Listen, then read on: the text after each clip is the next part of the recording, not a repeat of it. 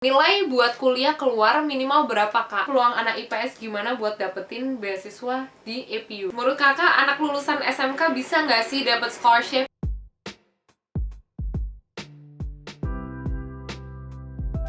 Hi guys, welcome back to my channel. It's been a long time, I know. It's been kayak lebih dari setahun aku nggak bikin YouTube.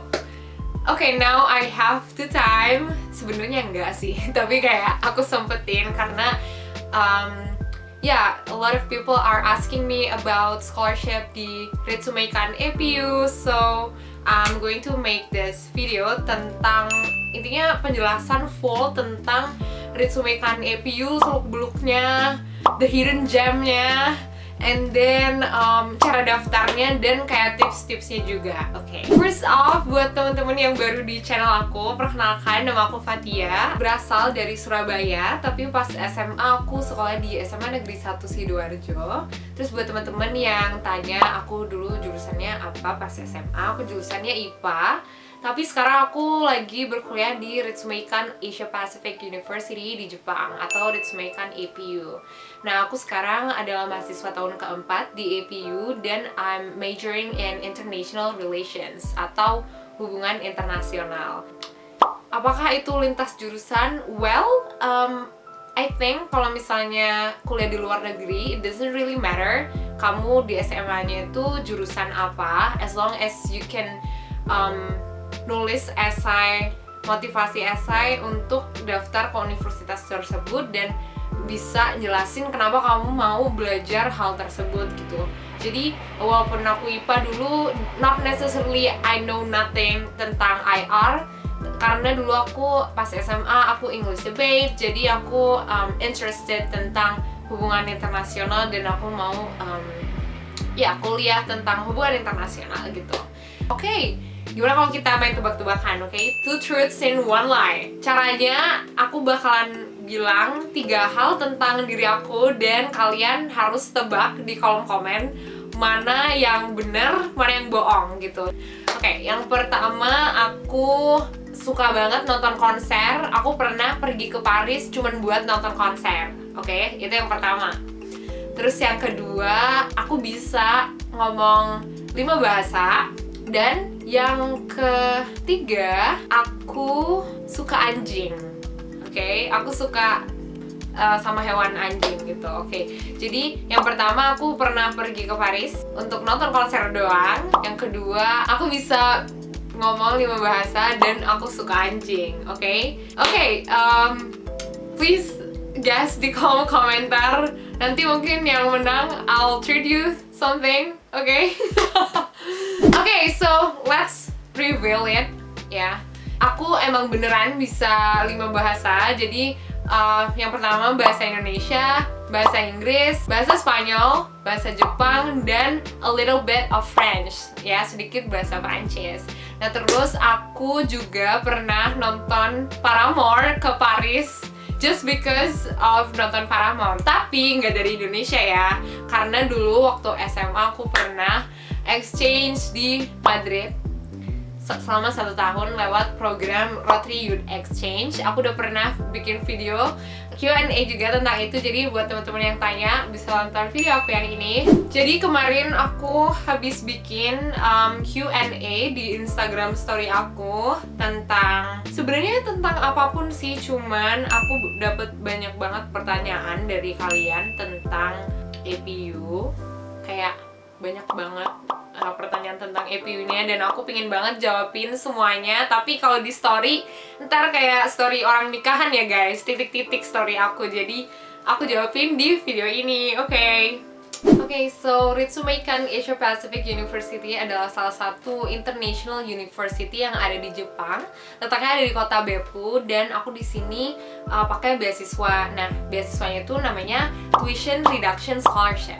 Nah, apa sih Tuition Reduction Scholarship itu? Tuition Reduction Scholarship itu adalah beasiswa pemotongan biaya SPP kuliah gitu. Jadi, kalau misalnya teman-teman tanya beasiswanya mencakup apa aja kak gitu.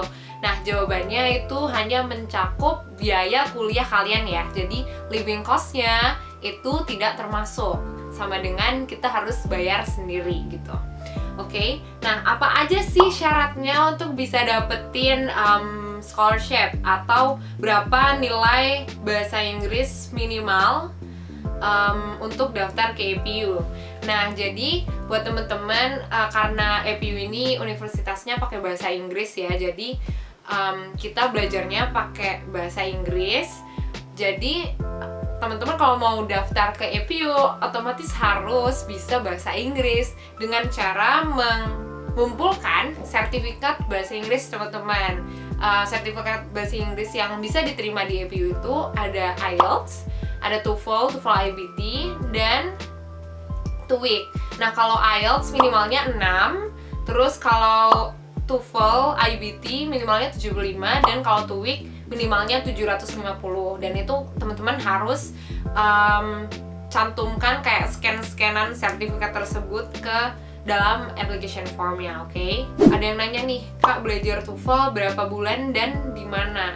Nah, dulu waktu aku apply APU, aku nggak pakai TOEFL, tapi aku belajar IELTS. Aku ambilnya tes IELTS. Dan dulu aku belajarnya sendiri karena les kan mahal ya bunda. Jadi aku belajar sendiri. Aku cari-cari tes soal-soal latihan di internet, terus aku kerjain sendiri, dan aku bener-bener belajar semuanya sendiri selama 2 minggu, and then 2 minggu kemudian aku tes IELTS gitu. Ada juga yang nanya, daftar pakai kelas bahasa Jepang minimal N berapa, Kak? Nah, jadi kalau di APU ini pakai bahasa Inggris ya sekolahnya. Nah, tapi kita sebagai mahasiswa internasional itu wajib ambil kelas bahasa Jepang selama 1 tahun gitu. Nah, jadi kalau misalnya kita udah merasa bisa bahasa Jepangnya, atau kamu merasa bisa bahasa Jepangnya dan mau ambil kelas yang bahasa Jepang, itu bisa, nggak perlu pakai sertifikat JLPT, jadi nggak perlu NN-an ya. Langsung aja register kalau kamu merasa mampu, silahkan gitu. Jadi tidak perlu sertifikat JLPT kalau mau ngambil kelas bahasa Jepang di APU. Next question. Oh, nilai buat kuliah keluar minimal berapa, Kak? Nah, ini banyak nih yang nanya nih kayak gini. Nah, jadi buat teman-teman yang nilainya nggak terlalu bagus, menurutku jangan khawatir, karena kuliah di luar negeri tuh mereka kebanyakan tidak punya minimal nilai yang harus teman-teman punya gitu. Ada yang kayak gitu, tapi itu karena beasiswa. Kayak contohnya beasiswa Max dan Mitsui Busan, itu kalian kalau mau daftar aja nilai minimal semua pelajarannya itu 85 gitu. Kalau misalnya di bawah 85 ya nggak bisa daftar. Nah, tapi kalau daftar ke universitas di luar negeri itu biasanya nggak ada nilai minimalnya. Jadi ya nilai berapa aja ya bisa gitu. Karena dulu waktu aku SMA, nilai aku juga nggak bagus-bagus banget. Kayak rata-rata aku tuh 89, tapi aku punya pelajaran yang nilai aku jelek banget, kayak jelek gitu, biasa aja, biasa. Jadi kalau misalnya teman-teman mau daftar, itu jangan khawatir tentang hal itu, karena tidak masalah, oke? Apalagi kalau ke APU, nggak ada nilai minimal. Nggak ada nilai minimal daftar ke APU, oke? Oh, oke. Interesting questions. Menurut kakak, anak lulusan SMK bisa nggak sih dapat scholarship? Bisa banget. Bisa banget ya. Jadi ini bukan cuman anak SMA, tapi anak SMK dan pondok pesantren juga bisa. Pokoknya siapapun yang telah menyelesaikan pendidikan formal 12 tahun, maksudnya itu adalah SD, SMP, dan SMA, siapapun di sini bisa daftar dan sama-sama memiliki kesempatan yang sama untuk mendapatkan beasiswa. Jadi buat teman-teman SMK atau teman-teman pondok pesantren, jangan takut untuk mencoba ya, karena bisa. Oke, next question. Oke, ini banyak banget teman-teman yang nanya ada jurusan apa aja di APU, ada jurusan A nggak kah, ada jurusan B nggak kah. Oke, mendingan sekarang aku kasih tahu aja bahwa di APU itu cuma ada 2 fakultas, guys. Yang pertama itu Fakultas Asia Pacific Management dan Asia Pacific Studies. Asia Pacific Management ini atau APM itu dia adalah seperti FEB kalau di Indonesia ya, seperti Fakultas Ekonomi dan Bisnis, karena majornya ada 4 ya, ini majornya, oke? Nah, sedangkan yang Faculty of Asia Pacific Studies ini I think lebih kayak ke FISIP ya ke Fakultas Sosial di Indonesia. Jurusannya ada 4, ada ini, dan aku jurusan Hubungan Internasional atau International Relations.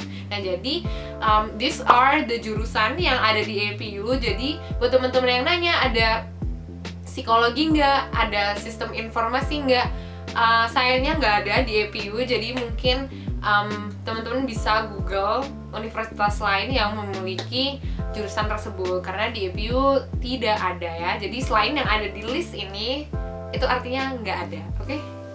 Mantap. Lanjut, next questions. Kak, kalau mau apply scholarship APU di website yang mana? Nah, ini gampang banget ya teman-teman. Kalau misalnya mau daftar ke APU, kalian tinggal Google Ritsumeikan APU, and then kalian buka website yang ini, oke? Admission Office APU. Di situ websitenya. Jadi kalau teman-teman nanya, sebenarnya semuanya udah ada di website, tapi nggak apa-apa. Aku di sini pingin menjawab pertanyaan-pertanyaan kalian semua, oke? Next question. Kak, dapat beasiswanya langsung tamat SMA atau siswa undangan dari kampus gitu? Nggak ada, di luar negeri nggak ada sistem undangan ya teman-teman. Jadi kita ya sebelum lulus SMA itu pokoknya 1 tahun sebelum lulus SMA di kelas 12, kalian itu kalau misalnya mau kuliah di luar negeri harus siap-siap untuk daftar, karena pembukaan scholarship ataupun aplikasi buat kuliah di luar negeri itu selalu buka 1 tahun sebelum. Jadi aku daftarnya pas aku masih kelas 12, jadi pas aku lulus dari kelas 12 aku langsung kuliah di APU gitu. Nah terus ada yang nanya ada maksimal umur berapa nggak untuk S1. Nah sayangnya nih di website APU aku kemarin udah baca-baca, dia nggak menuliskan batasan umur di S1. Oh ya bisa, karena temen aku ada, dia udah umur 30 tahun dan dia masih S1. Jadi kayaknya di APU emang nggak ada syarat maksimal umur berapa. Jadi umur berapapun kamu kalau misalnya mau S1 di APU bisa. Ritsumeikan dengan Ritsumeikan APU apa bedanya? Apa bedanya, Pet? Well, oke, jadi sebenarnya awalnya itu Ritsumeikan University duluan, guys. Nah, Ritsumeikan University itu kayak apa ya, bapaknya Ritsumeikan APU gitu. Nah, and then Ritsumeikan kan dulunya itu universitas swasta Jepang gitu kan. Nah, and then mereka pengen bikin suatu universitas yang internasional gitu. Nah, lahirlah Ritsumeikan APU. Jadi bedanya apa ya? Ya beda universitasnya, lokasinya juga beda, terus jurusan-jurusannya juga beda. Intinya beda banget. Mungkin teman-teman yang nyari jurusan yang ada di Ritsumeikan APU bisa jadi ada di Ritsumeikan University. Tapi aku nggak tahu banyak tentang Ritsumeikan University, jadi teman-teman harus research sendiri ya di Google atau di websitenya Ritsumeikan University. Oh ya, a lot of people are asking, bisa nggak S2 atau S3 di APU? Jawabannya bisa banget, karena kenapa tidak? Bisa banget guys, jadi buat kakak-kakak yang mau S2 atau S3 ke APU, bisa banget. Cara daftarnya gimana? Sama persis lewat website APU. Kakak dulu ke APU itu nyari sendiri atau pakai agen kayak bimbingan gitu? Nah, oke, interesting questions. Jadi dulu tuh kan aku karena datang dari SMA negeri ya di Sidoarjo, dan aku nggak kenal sama sekali kakak kelas di SMA aku yang pernah kuliah di luar negeri sebelumnya.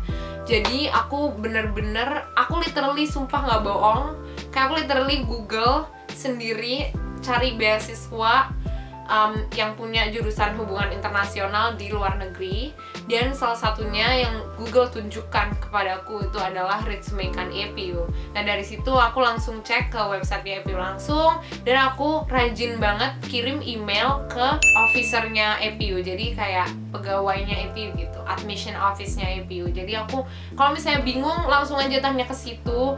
Jadi menurut aku ini juga bagus untuk ditiru bagi teman-teman, karena aku aja nggak punya seseorang yang kuliah di luar negeri sebelumnya, tapi karena aku mau banget, aku niat, aku bener-bener serius cari scholarship di Google. Aku sendiri bener-bener cari sendirian, all by myself lewat Google, dan ketemu Ritsumeikan APU. Nah, jadi buat teman-teman yang mungkin lagi nyari-nyari universitas, gak apa-apa, semangat, karena ya emang begitu struggle-nya. I know, okay? I know.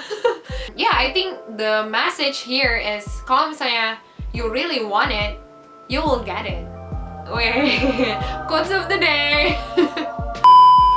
Next question. Oh, okay, this is like mostly asked questions. Kakak dulu pas berangkat ke Jepang udah bisa bahasa Jepang atau belum? Oke, jawabannya belum sih kayaknya. Soalnya waktu aku sebelum berangkat ke Jepang itu aku cuman bisa baca tulis katakana dan hiragana. Dan aku kayak cuman bisa ngomong ohayo gozaimasu, itadakimasu, dan lain-lain. Jadi kalau disuruh ngomong atau dengerin orang ngomong, aku sama sekali nggak ngerti. Jadi aku bakalan bilang aku nggak bisa bahasa Jepang sebelum aku berangkat ke Jepang. Nah, tapi nggak usah khawatir teman-teman, karena di APU itu kita belajarnya pakai bahasa Inggris. Jadi nggak perlu bisa bahasa Jepang dulu sebelum berangkat sebenarnya. Nah, tapi jangan khawatir juga buat teman-teman yang pingin juga belajar bahasa Jepang. Itu di APU juga menyediakan kelas mulai dari yang paling basic sampai yang paling top deh, sampai yang business level gitu.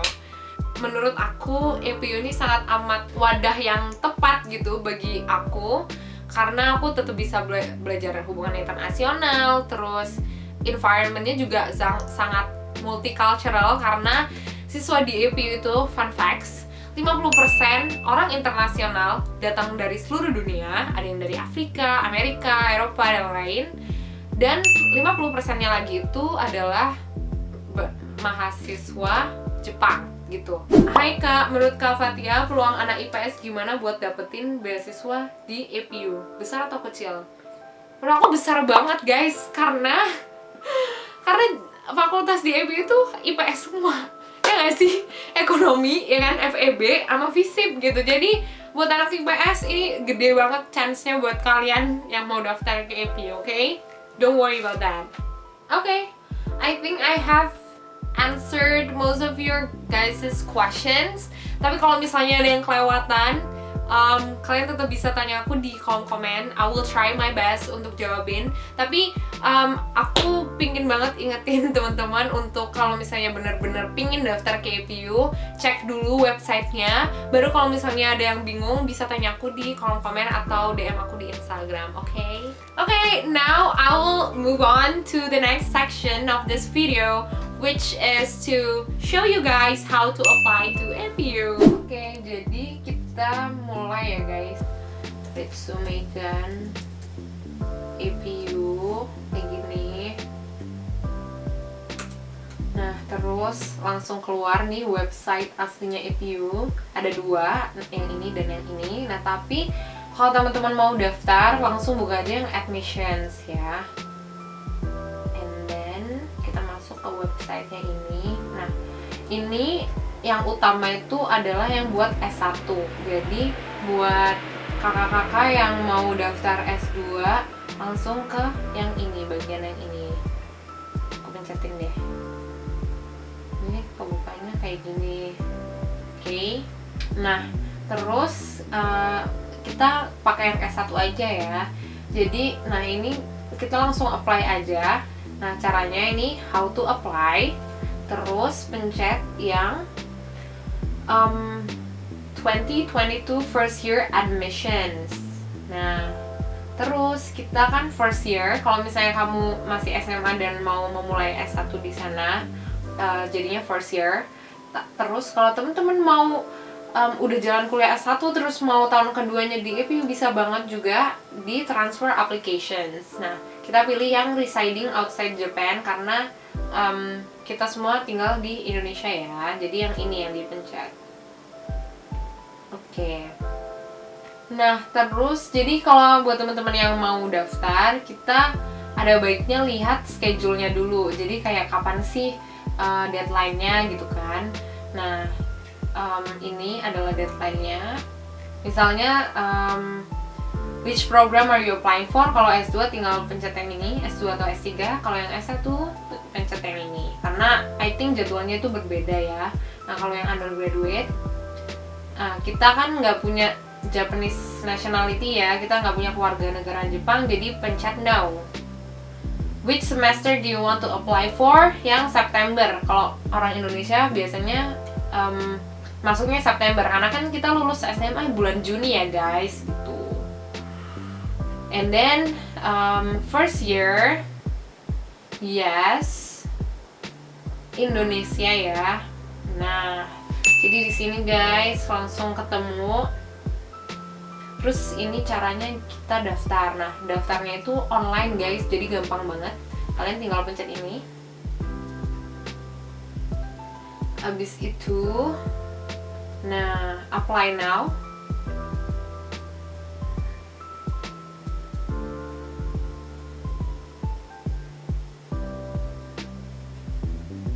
Nah, first time users, kalian harus bikin akun di sini. Oke, nah kalian harus isi email kalian, nama, dan tanggal ulang tahun. Oke. Nah, aku isi ngawur aja ya, soalnya ya terserah teman-teman. Nah, nanti continue dan bisa ngisi itu ya. Nah, nanti bakalan dikirimin pin ke email teman-teman buat bisa login ke akunnya. Oke, so ini aku tidak akan bikin akun baru ya guys, karena aku udah ada di sistemnya EPU, aku nggak bisa bikin akun baru. Nah, untuk letter of recommendationsnya itu EPU minta 2 letter. Yang pertama itu dari guru bahasa Inggris kalian, dan satunya lagi itu terserah bebas guru siapa aja. Nah, guru bebas siapa ajanya ini sering banget aku ditanyain kayak ini harus siapa, harus kepala sekolah atau harus siapa gitu. Nah, jawabannya tuh terserah ya guys, terserah as long as guru tersebut itu benar-benar mengerti kalian sebagai siswa gitu. It has to be someone, guru yang mengenal kalian banget gitu. Kalau bisa guru wali gitu, atau guru pembimbing ekskul yang kalian kenal, siapapun basically yang bisa menuliskan di sebuah kertas bahwa kalian itu mempunyai prestasi yang bagus, personality yang bagus, dan rekor akademik yang bagus gitu. Jadi kalau ditanya siapa itu terserah selama gurunya mengerti kalian, oke? And then ya ekskul. Ada pertanyaan kayak dulu teman-teman pernah ekskul apa, jadi it will be great kalau teman-teman dulu aktif di ekskul, pernah menang lomba, itu cantumin aja semua sertifikatnya, itu adalah nilai plus. Tapi buat teman-teman yang nggak punya, jangan khawatir juga, karena banyak banget teman-teman aku yang tidak banyak lomba tapi juga dapat 100% scholarship karena esainya bagus gitu. Jadi semua itu ada plus minusnya, jadi jangan khawatir kalau misalnya kalian ada minusnya di salah satu aspek. It's going to be fine. And then, yeah, I think that's all. Habis kalian semuanya submit application formnya, kalian harus bayar application fee sebesar 5.000 yen.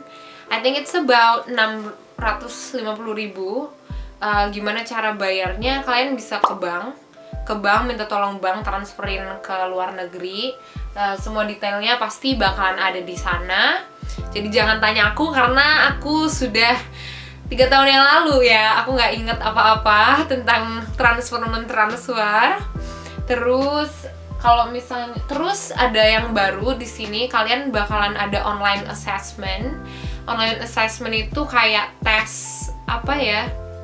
Kemampuan akademik dan logika kalian secara online, itu ada waktunya, dan ada juga interview sama artificial intelligence. Jadi itu bukan interview yang real, tapi itu interview dari kayak artificial intelligence, kalian bakalan ditanyain. Aku nggak tahu apa karena waktu aku daftar itu belum ada di tahunku. Jadi kalau kalian tanya ke aku online assessment-nya ngapain, aku nggak tahu. Oke, and then kalau misalnya sudah apply semua, terus pengumuman, dan kalau misalnya teman-teman lanjut ke babak interview, aku punya tips untuk teman-teman menjalani proses interviewnya. Nah, sering banget teman-teman tuh nanya kayak, Kak, interviewnya pakai bahasa apa? Nah, interviewnya itu akan pakai full bahasa Inggris. Kita diinterview oleh satu dosen di APU dan satu admission office di APU. Nah, waktu itu aku daftar sebelum COVID, jadi aku interviewnya di Jakarta. Aku datang ke suatu hotel waktu itu, interviewnya di situ.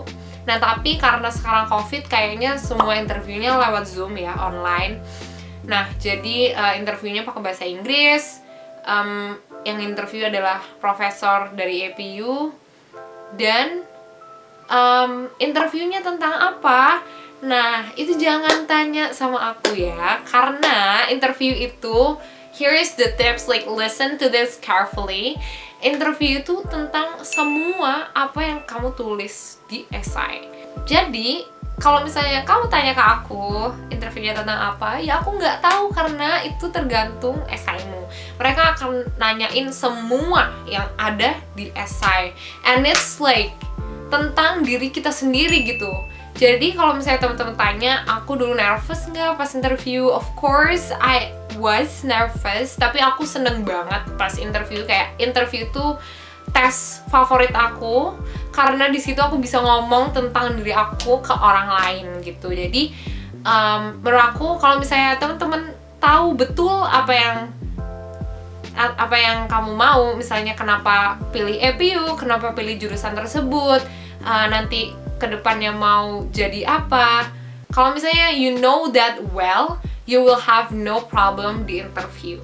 Nah, tapi kalau misalnya kamu belum tahu kenapa ambil jurusan itu, nggak tahu mau jadi apa, saran aku get to know yourself first, karena masih ada gelombang-gelombang lainnya. You still have time to prepare that daripada nggak well di wawancaranya. Jadi kamu bisa nunggu and daftar di gelombang selanjutnya. Oke, jadi tips dari aku, you have to know yourself like the best that you can. Kayak you have to know yourself so that kalau misalnya orang tanya tentang motivasimu belajar ini dan itu, kamu nggak perlu bingung lagi jawabnya gitu ya, because it's all about yourself. Okay, so and yeah, that will be all.